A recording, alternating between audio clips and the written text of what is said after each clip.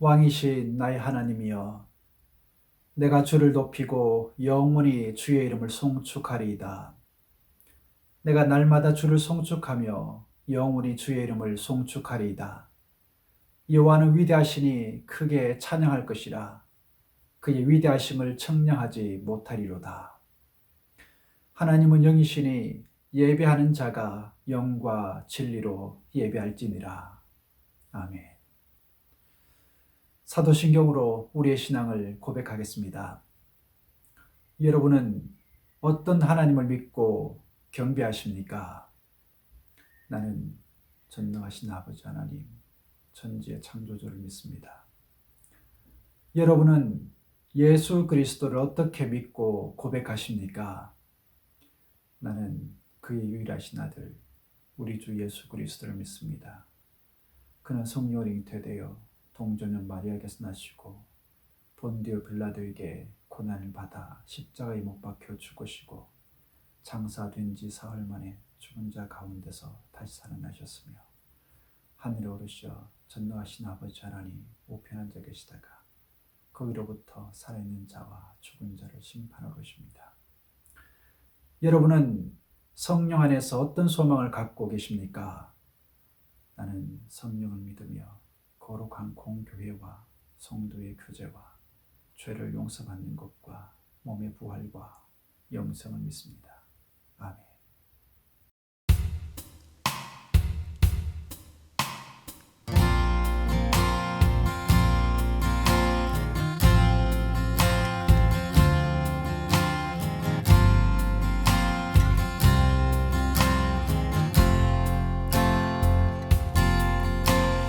예수 사랑합니다.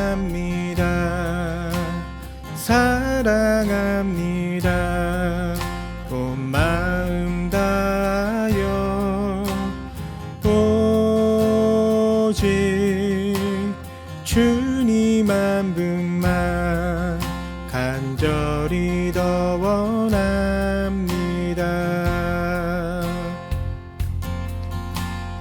예수 사랑합니다. 사랑합니다. 온 마음 다하여 오직 주님 한 분만 간절히 더 원합니다. 넘쳐나네 넘쳐나네 주를 향한 내 속에 갈망이 주님께로 날 이끌어 주소서. 주님을 더 원합니다.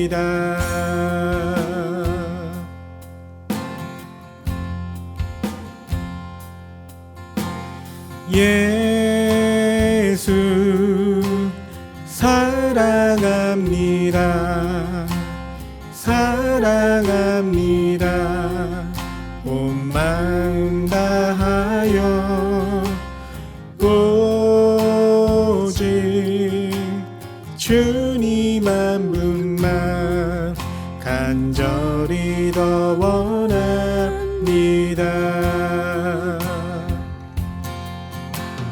예수 사랑합니다. 사랑합니다. 온 마음 다하여 오직 주님 한 분만 간절히 더 원합니다. 넘쳐나네 넘쳐나네 주를 향한 내 속에 갈망이 주님께로 날 이끌어 주소서. 주님을 더 원합니다. 넘쳐나네 넘쳐나네 주를 향한 내 속에 갈망이 주님께로 날 이끌어 주소서. 주님을 더 원합니다. 주님을 더 원합니다. 주님을 더 원합니다.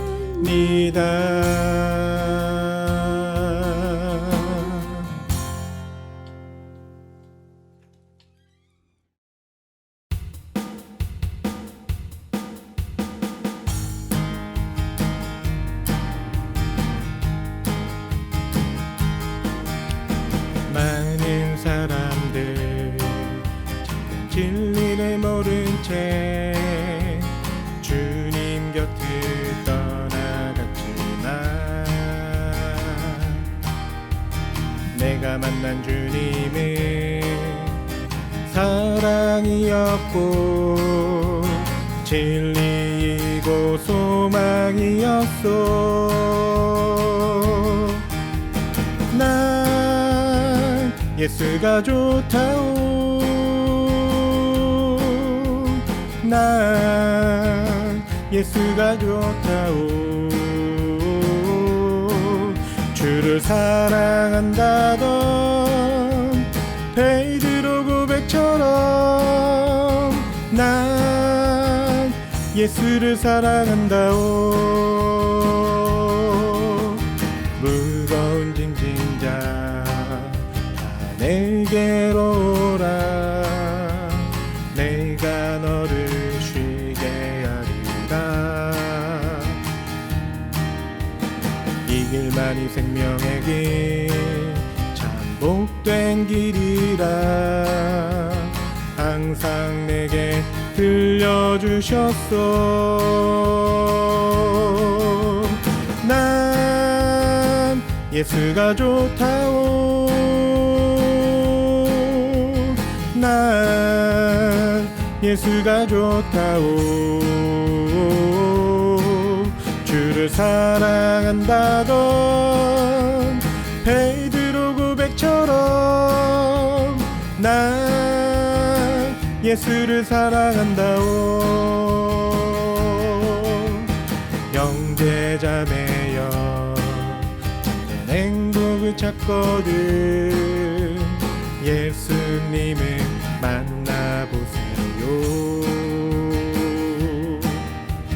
그분으로 인하여 참 평안 얻으며 나와 같이 고백할 거요. 난 예수가 좋다오. 난 예수가 좋다오. 주를 사랑한다던 베드로 고백처럼 난 예수를 사랑한다오. 난 예수가 좋다오. 난 예수가 좋다오. 주를 사랑한다던 베드로 고백처럼 난 예수를 사랑한다오. 나의 가장 낮은 마음 주님께서 기뻐하시고 작은 일에 큰 기쁨을 느끼게 하시는도다. 내가 지쳐 무력할 때 주님 내게 힘이 되시고 아름다운 하늘나라 내 맘에 주시는도다. 우리에게 축복하신 하나님 사랑 낮은 자를 높여주시고 아름다운 하늘나라 허락하시고 내 모든 건 예비하시네 찬양함의 기쁨을 감사함의 평안을 간구함의 하나님 알도록 하셨네 나의 가장 낮은 마음 주님께서 기뻐하시고 작은 일에 큰 기쁨을 느끼게 하시는도다 내가 지쳐 무력할 때 주님 내게 힘이 되시고 아름다운 하늘나라 내 맘에 주시는도다 우리에게 축복하신 하나님 사랑 낮은 자를 높여주시고 아름다운 하늘나라 허락하시고 내 모든 건 예비하시네 찬양함의 기쁨을 감사함의 평안을 간구함의 하나님 알도록 하셨네 우리에게 축복하신 하나님 사랑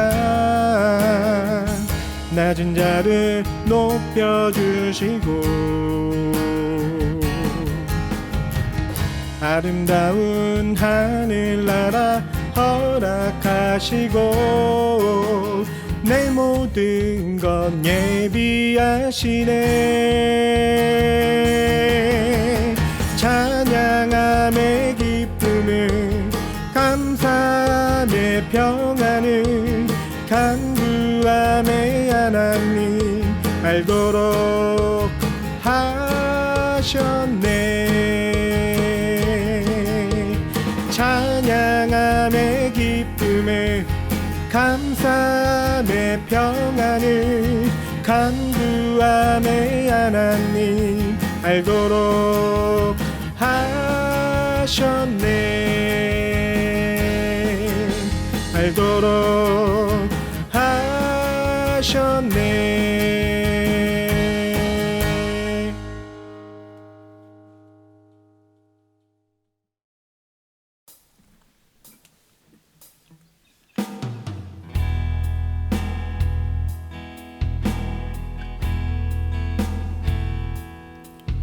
내 삶에 들어온 주님의 말씀이 내게 빛이 되시니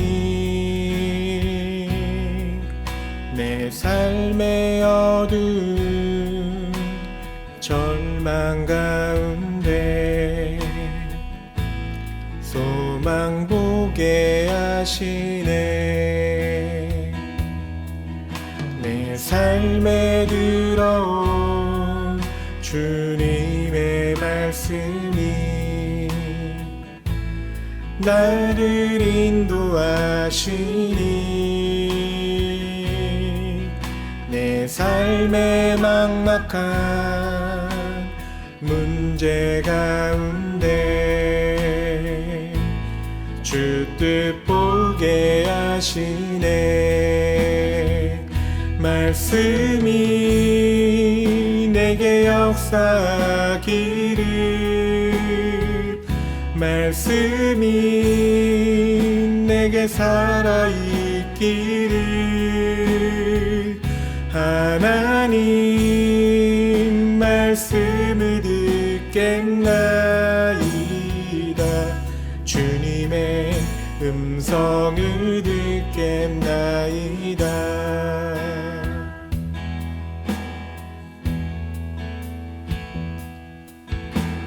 삶에 들어온 주님의 말씀이 내게 빛이 되시니 내 삶의 어두운 절망 가운데 소망 보게 하시네. 말씀이 내게 역사하기를,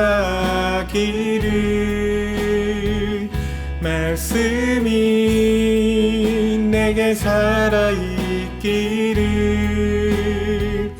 하나님 말씀을 듣겠나이다. 주님의 음성을 듣겠나이다.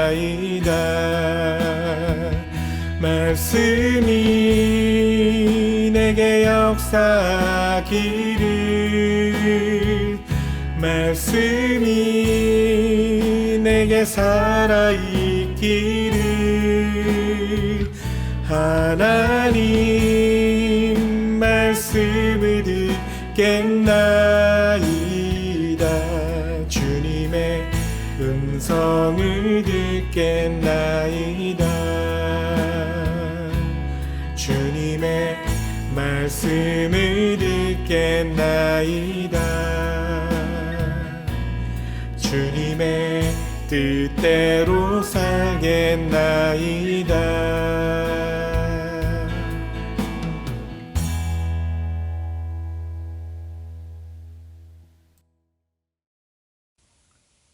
영광 중에 계셔서 저희들의 모든 일거수일투족을 불꽃 같은 눈동자로 지켜주시고 인도하시는 참 좋으신 하나님 아버지, 거룩하신 하나님의 이름을 높이고 하나님의 영광을 찬양합니다. 흠 많고 부족하고 질그릇같이 깨어지기 쉬운 저희들을 주님께서 값없이 택하셔서 주님의 귀한 자녀로 삼아주시고 이 땅에서 주님을 믿고 의지하며 주님의 백성으로 살아가게 해주셔서 참으로 감사를 드립니다. 구원받은 백성으로 범사의 주님께 감사하며 저희를 푸른 초장으로 인도해 주실 주님의 약속을 굳게 믿고 주님을 신뢰하며 저희의 모든 것을 주님께 맡기고 주님만 바라보며 주님과 동행하며 살아가는 주님의 교회 모든 성도들이 되게 하여 주옵소서. 하나님 아버지, 이 시간 저희들 주님 앞에 귀한 예배를 드리기 위해 예배의 자리로 모였습니다. 세상이 저희를 유혹하고 코로나가 저희를 막을지라도 주님 앞에 드리는 이 예배 시간을 사탄막이 틈타지 않도록 성령의 능력으로 이 예배를 지켜 주옵소서. 우리의 마음을 온전히 주님께 드리고 주님과 소통하며 마음껏 주님을 찬양하며 찬송하는 예배 되도록 주님은 총을 더하여 주옵소서. 영상으로 드리는 예배이고 가정에서 드리는 예배이기에 더욱더 예배에 집중할 수 있도록 찬양을 할 때나 말씀을 받을 때에 갈급한 심령으로 주님의 은혜를 사모하는 마음으로 예배에 임하는 주님의 교회 모든 성도들이 되게 하여 주옵소서. 자비로우신 하나님 아버지, 이 시간 함께 머리 숙인 주님의 교회 모든 지체들을 주님 긍휼히 여겨 주옵소서. 코로나 상황으로 교제도 소통도 만남도 쉽게 할 수 없는 상황에 우리의 삶이 점점 고립되어져 가고 우리의 믿음의 중심이 조금씩 흔들려져 가고 있습니다. 교회를 가지 못하는 시간들이 오래 지속되어 이런 상황들이 점점 익숙해져 가고 마치 당연한 것처럼 느껴져 가고 있습니다. 하나님 아버지, 이런 시간들이 얼마나 우리의 믿음을 연약하게 만들어 가고 있는지요. 오 주님, 저희를 지켜 주옵소서. 주님, 저희를 불쌍히 여기사 우리의 믿음이 연약해지지 않도록, 우리의 신앙이 주님 식어가지 않도록 저희를 지켜 주옵소서. 환난과 고난 가운데 진정으로 주님이 역사하고 계심을 믿고 주님이 때를 따라 돕는 은혜로 우리의 연약한 믿음을 만져주고 계심을 믿고 낮에는 구름 기둥으로 밤에는 불 기둥으로 눈동자같이 지켜주시는 주님의 인도를 신뢰하며 이 시간을 능히 이겨내고 극복해 나가는 주님의 교회 모든 성도들이 되게 하여 주옵소서. 만병의 치유자 되시는 하나님 아버지, 특별히 이 시간 간절히 원하옵고 원하옵기는 사랑하는 우리 주님의 교회 가족들 중에 병마와 싸우고 계시는 환우들 있습니다. 얼마나 걱정하며 힘들고 외로운 시간들을 보내고 있을련지요.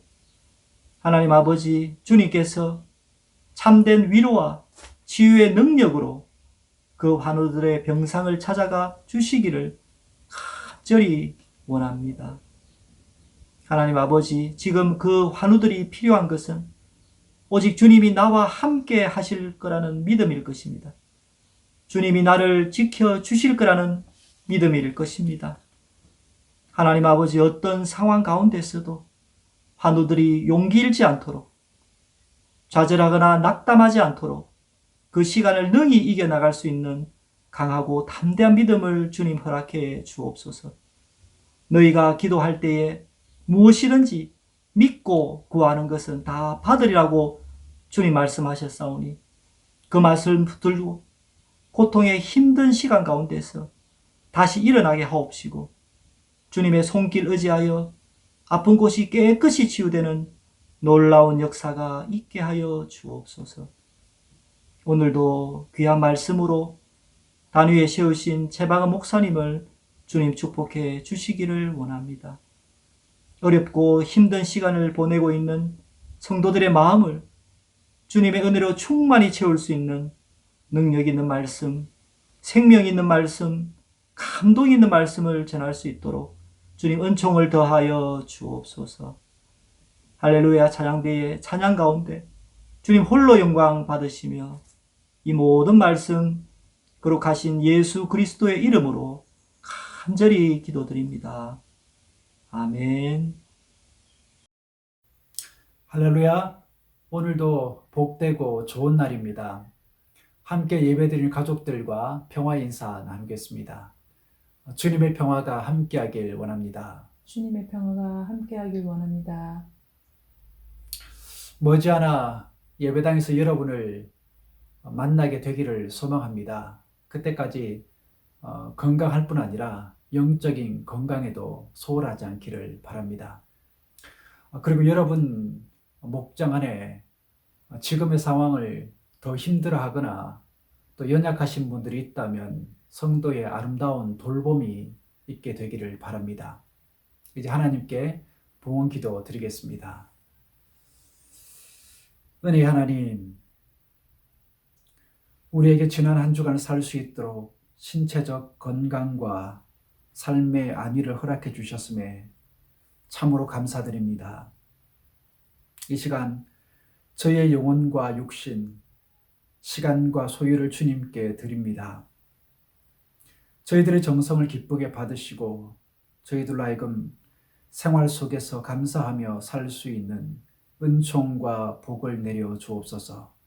그리하여 저희들의 마음과 삶이 풍족하여져 이 고단한 삶 속에서 조금이나마 숨통이 트일 수 있기를 원합니다. 무엇보다 그 모든 삶의 시간들 속에 우리를 향한 주님의 은혜와 손길을 경험하게 하셔서 홀로 고독의 광야에 서 있지 않게 하옵소서. 그리고 혹 인생의 눈물 골짜기를 지날 때가 있다면 그곳에서 영혼을 시원케 하고 소생케 하는 샘을 만나게 하시어 남은 인생의 걸음을 온전히 걸어가게 하옵소서.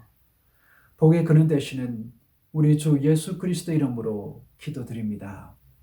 아멘. 오늘 우리에게 주신 하나님의 말씀은 사무엘하 23장 8절로 17절의 말씀입니다. 구약성경 504면입니다. 사무엘하 23장 8절로 17절의 말씀을 봉독하겠습니다. 다윗의 용사들의 이름은 이러하니라. 다그몬 사람 요셉 바세벳이라고도 하고 에센 사람 아디노라고도 하는 자는 군 지휘관의 두목이라. 그가 단번에 800명을 쳐 죽였더라. 그 다음은 아호와 사람 도대의 아들 엘르아살이니 다윗과 함께한 세 용사 중에 한 사람이라. 블레셋 사람들이 싸우려고 거기에 모임에 이스라엘 사람들이 물러간지라. 세 용사가 싸움을 도두고 그가 나가서 손이 피곤하여 그의 손이 칼에 붙기까지 블레셋 사람을 치니라. 그날에 여호와께서 크게 이기게 하셨으므로 백성들은 돌아와 그의 뒤를 따라가며 노략할 뿐이었더라. 그 다음은 하랄 사람 아게의 아들 삼마라. 블레셋 사람들이 사기가 올라 거기 녹두 나무가 가득한 한쪽 밭에 모임에 백성들은 블레셋 사람들 앞에서 도망하되 그가 그 밭 가운데 서서 막아 블레셋 사람들을 친지라. 여호와께서 큰 구원을 이루시니라. 또 30두목 중 3사람이 곡식 벨 때에 아둘람 굴에 내려가 다윗에게 나아갔는데 때에 블레셋 사람의 한 무리가 러바임 골짜기에 진쳤더라. 그때에 다윗은 산성에 있고 그때에 블레셋 사람의 요새는 베들레헴에 있는지라. 다윗이 소원하여 이르되 베들레헴 성문 곁 우물 물을 누가 내게 마시게 할까 하매 세 용사가 블레셋 사람의 진영을 돌파하고 지나가서 베들레헴 성문 곁 우물 물을 길어 가지고 다윗에게로 왔으나 다윗이 마시기를 기뻐하지 아니하고 그 물을 여호와께 부어드리며 이르되 여호와여 내가 나를 위하여 결단코 이런 일을 하지 아니하리이다. 이는 목숨을 걸고 갔던 사람들의 피가 아니니까 하고 마시기를 즐겨하지 아니하니라. 세 용사가 이런 일을 행하였더라. 이는 하나님의 말씀입니다.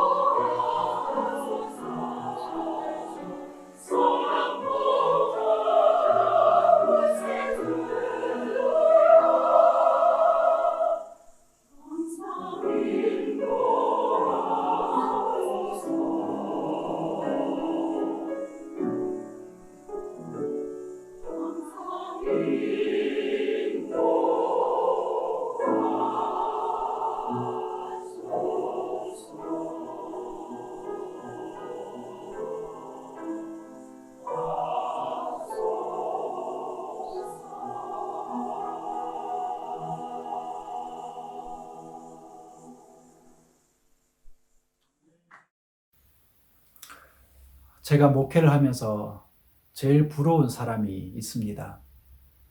그건 바로 주변에 충성된 사람들이 많이 있는 사람이에요. 어쩔 수 없이 마지못해 충성하는 사람이 아니라 마음을 다해 충성하는 사람들이 주변에 많은 사람입니다. 그런 충성된 사람들이 주변에 많은 사람이 저는 부럽습니다. 그런데 오늘 우리가 함께 읽은 이 본문에 나오는 다윗도 바로 그런 사람이라 할 수 있습니다. 그에게는 충성된 사람들이 참 많이 있었습니다. 물론 배신자도 있었지요. 하지만 그에게는 충성된 사람들이 많이 있었습니다. 요압이라는 뛰어난 장군이 있었고 나단 선지자가 있었으며 사독 제사장이 있었습니다. 그런가 하면 충성된 용사들도 참 많이 있었어요. 오늘 우리가 함께 읽은 이 본문에 그런 사람들이 소개가 되고 있습니다. 다윗에게는 다윗과 그의 왕국을 위해 충성한 3명의 최측근 용사들이 있었습니다. 그런데 본문을 보면 이 3명의 용사들 말고도 또 다른 3명의 용사가 있었음을 우리는 발견하게 됩니다. 그런가 하면 또 다른 30명의 용사가 있었어요. 39절에 보면 다윗을 도와 전장을 누볐던 충성된 용사들의 숫자가 37명이었다는 기록이 있습니다. 여기 언급된 37명의 용사들은 그저 평범한 용사들이 아니라 모두 뛰어난 용사들이었고 다윗을 향한 충성심과 열심이 대단했던 사람들이었어요. 지금부터 그런 사람들의 면면을 살펴보면서 하나님이 우리에게 주시는 말씀을 묵상하고자 합니다. 8절에서부터 12절을 보면 다윗 왕국을 적대 세력으로부터 지켜내고 견고하게 세우는데 큰 공헌을 한 3명의 용사들이 나옵니다. 그들이 누구냐면 요셉, 바세벳과 엘르아살 그리고 삼마입니다. 그들은 다윗에게서 최측근 용사들로서 여러 용사들 가운데 가장 존귀하게 여김을 받던 사람들이었습니다. 그리고 13절에서부터 23절에 보면 목숨을 걸고 충성한 또 다른 3명의 용사들이 나오는데 그들이 누구냐 하면 아비새와 브나야 그리고 무명의 한 용사입니다.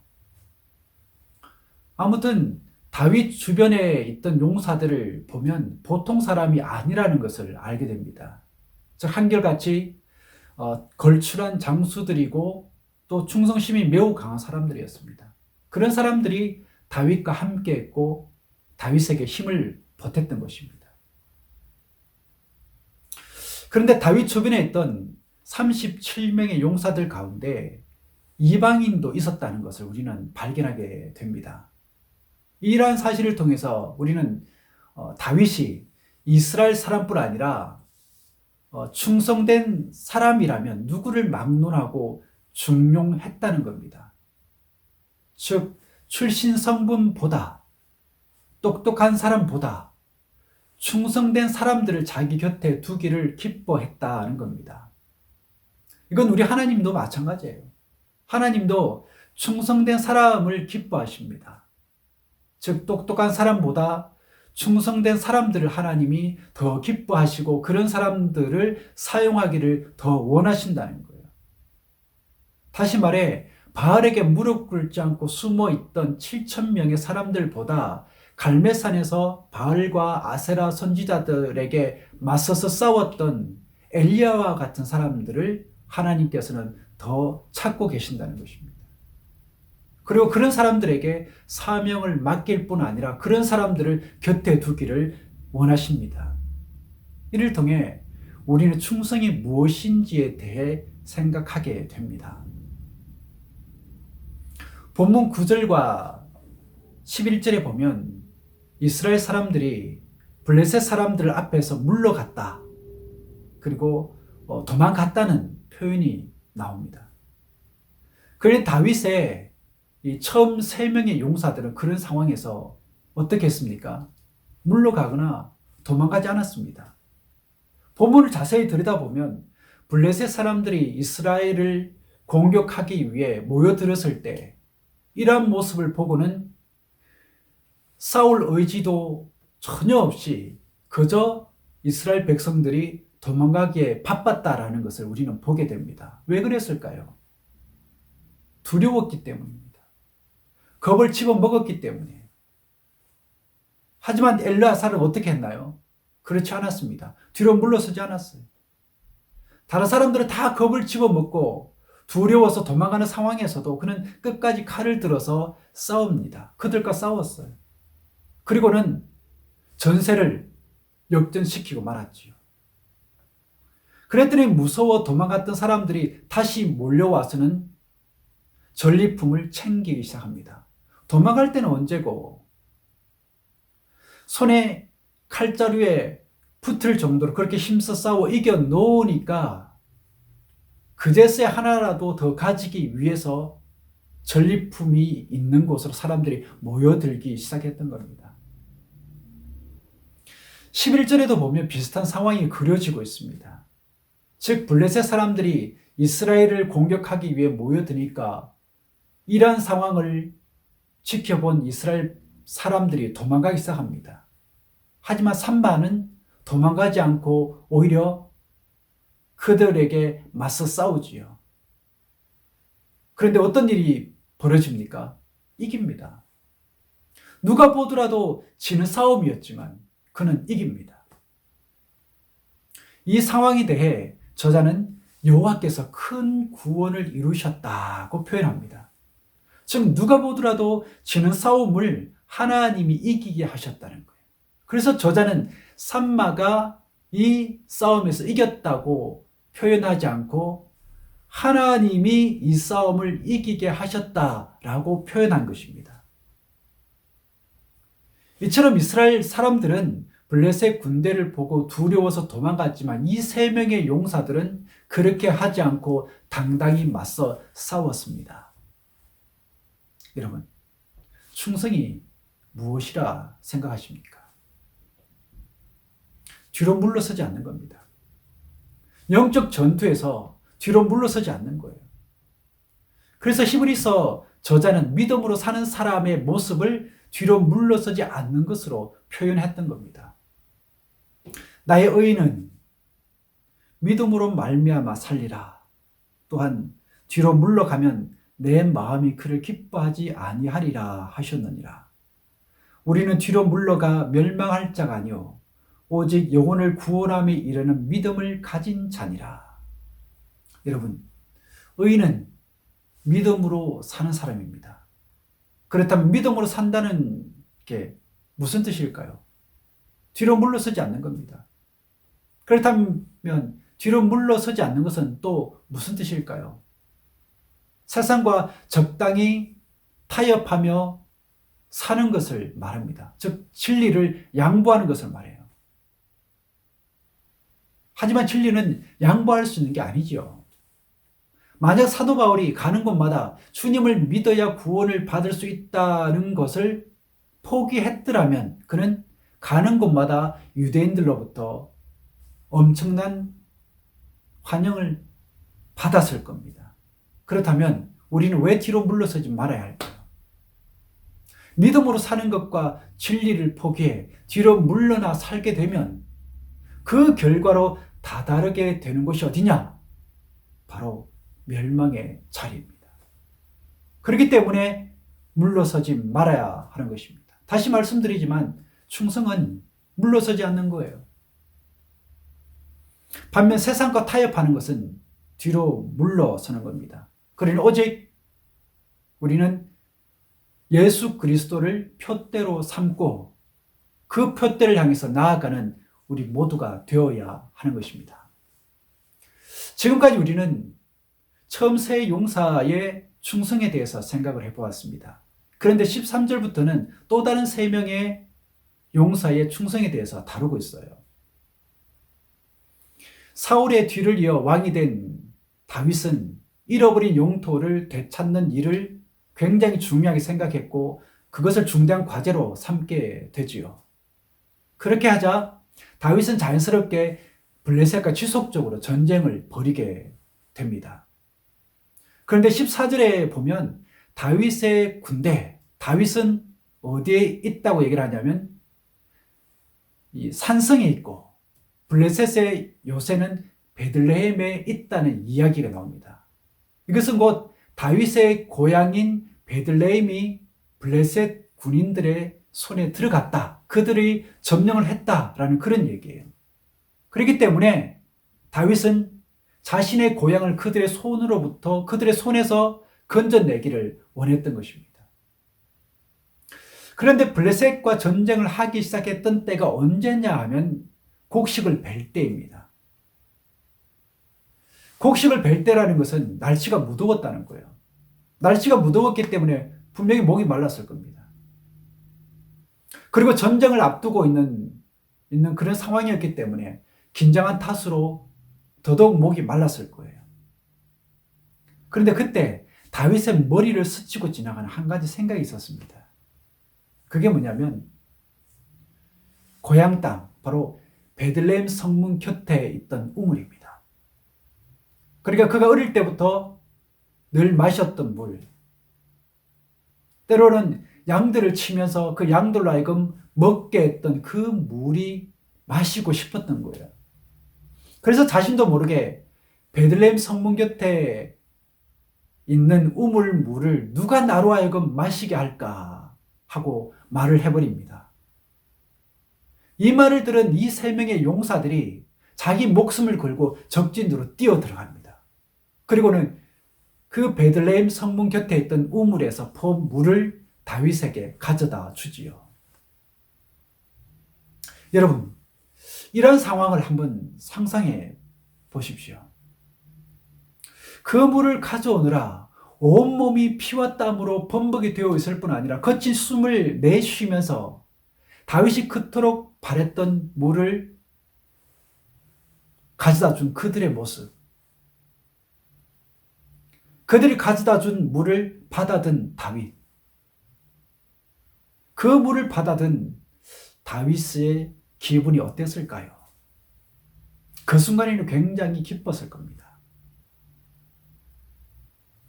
2가지 이유 때문에 그는 기뻤을 거예요.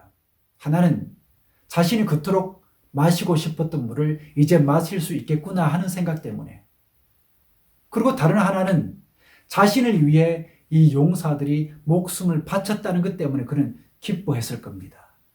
즉 자신을 위해 목숨을 아까워하지 않고 충성하는 사람들이 자기 주변에 있다는 것을 두 눈으로 확인하는 순간이었기 때문에 그는 기뻤을 것입니다. 하지만 그들의 행동은 너무나 무모해 보입니다.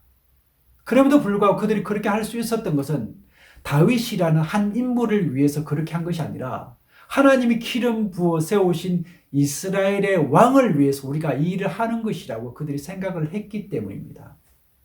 여러분, 다윗은 어떤 인물입니까? 다윗은 구약 성경에서 기름 부음을 받은 예수 그리스도를 예표하는 인물입니다. 그렇기 때문에 이 용사들의 충성은 바로 예수 그리스도를 향한, 주님을 향한 충성이었던 것입니다. 그런데 다윗은 그들이 퍼온 물을 마시지 못합니다. 아니, 마실 수가 없었어요. 왜냐하면 그들이 퍼온 물은 목숨을 걸고 퍼온 물이었기 때문에, 피와 같은 물이었기 때문에 쉽게 마실 수 없었던 거예요. 그래서 다윗은 군사들을 향해서 이렇게 외칩니다. 나는 이 물을 마시지 않겠다. 이 물은 저들이 자기 목숨을 아까워하지 않고 적진으로 뛰어 들어간 그들의 피다. 나는 이것을 가장 귀한 것으로 여겨서 하나님께 부어드려 제사를 드릴 것이다.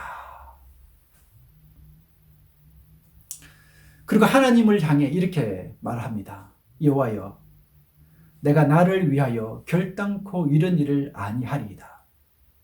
자기 때문에 살아가는 부하들의 생명이 위태했다는 것을 생각하니 다시는 이런 일을 해서는 안 되겠다라는 생각을 다윗이 하게 되었던 것입니다.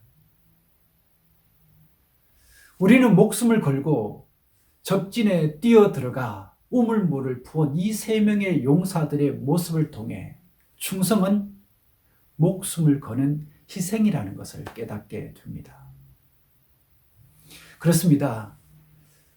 충성은 말로 하는 게 아닙니다. 엘라살은 손이 피곤하여 그의 손이 칼에 붓기까지 충성을 다했습니다. 손이 마비될 정도로 그렇게 싸웠어요. 그러기에 요한계시록은 뭐라고 말합니까? 죽도록 충성하라. 그리하면 내가 생명의 관을 네게 주리라.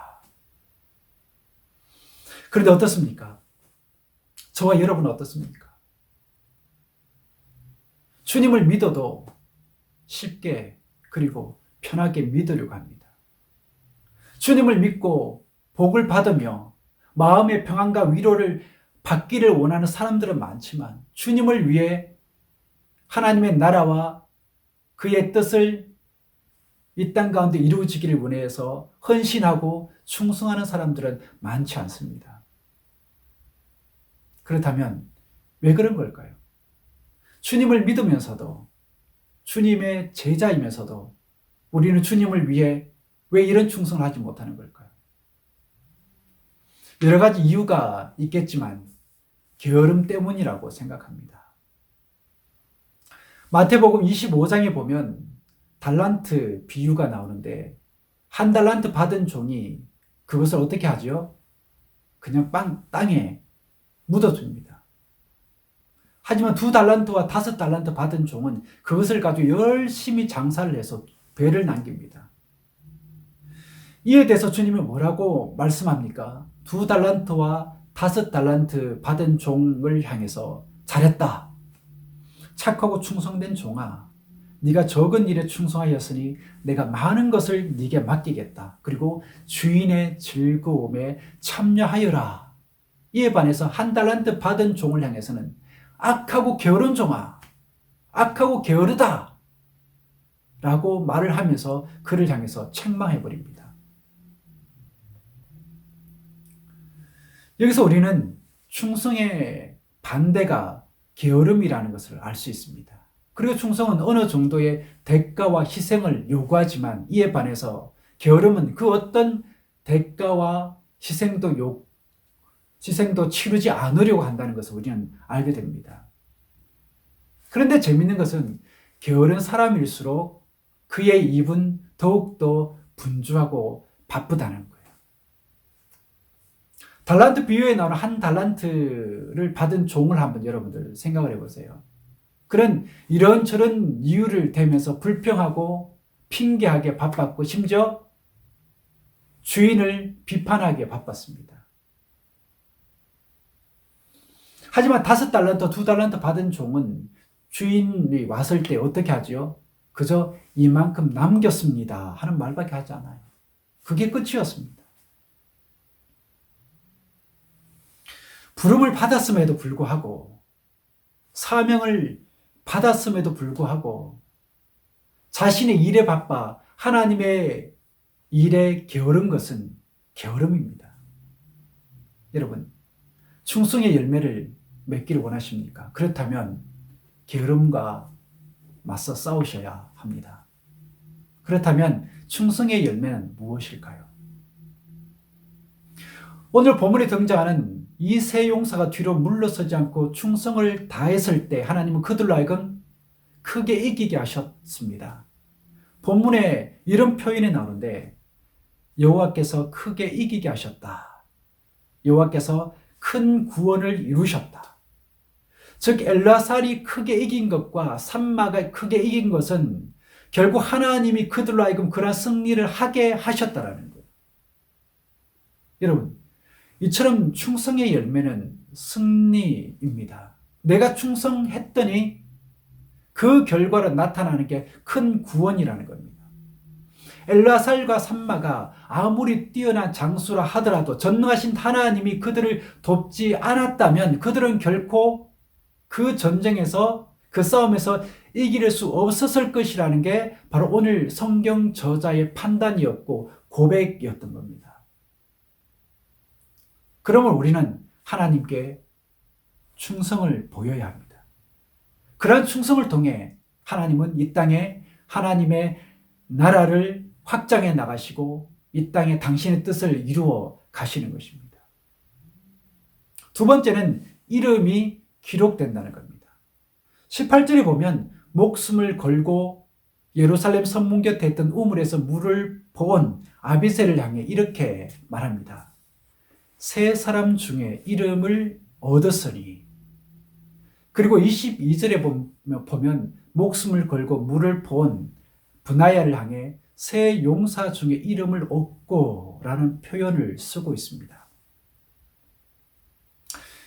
여기서 말하는 이름을 얻었다는 것은 하나님께서 그를 잊지 않으시고 기억하신다는 겁니다.